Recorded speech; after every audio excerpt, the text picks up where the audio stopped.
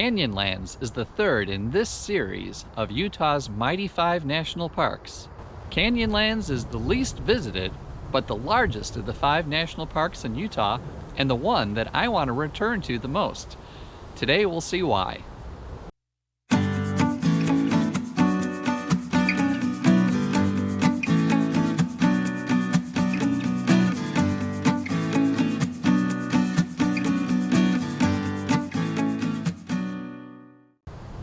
Canyonlands is located just down the road from its smaller brother, Arches National Park.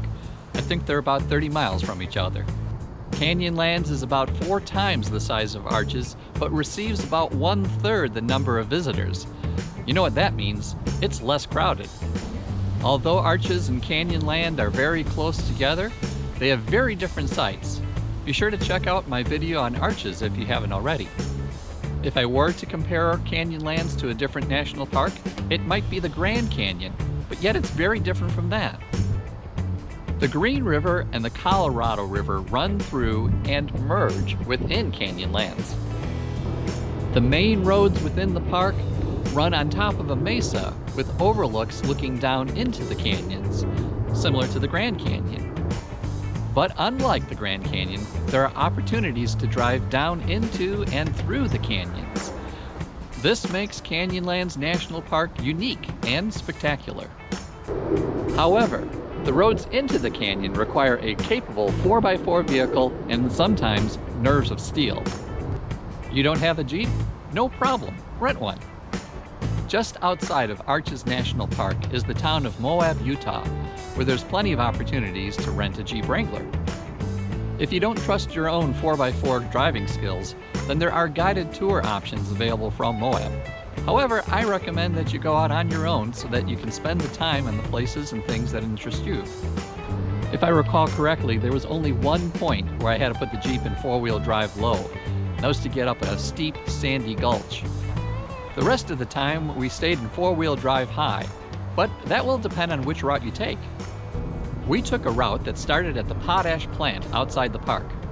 That route takes you to the Gooseneck Overook and Musselman Arch before heading through the Lathrop Canyon to the Colorado River. We intended to take the Shafer Trail road out, but spring storms washed out a section of the road, so it was closed and we had to go back the way we came.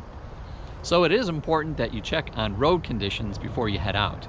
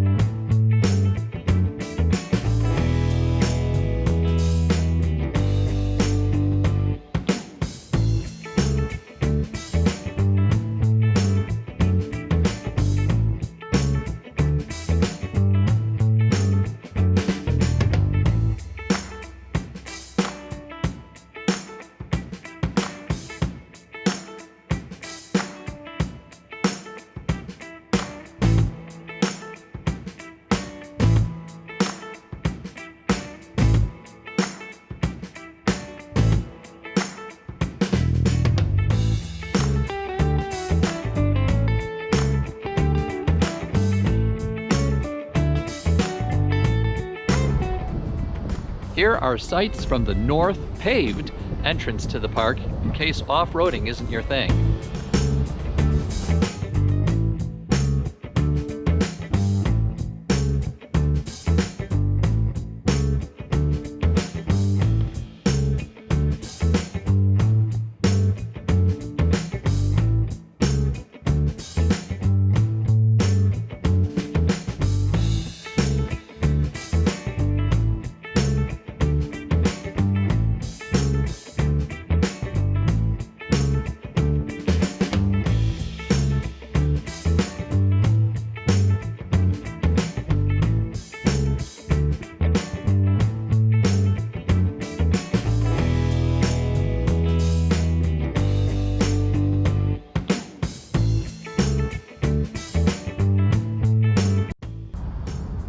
a way for the Lord in the wilderness.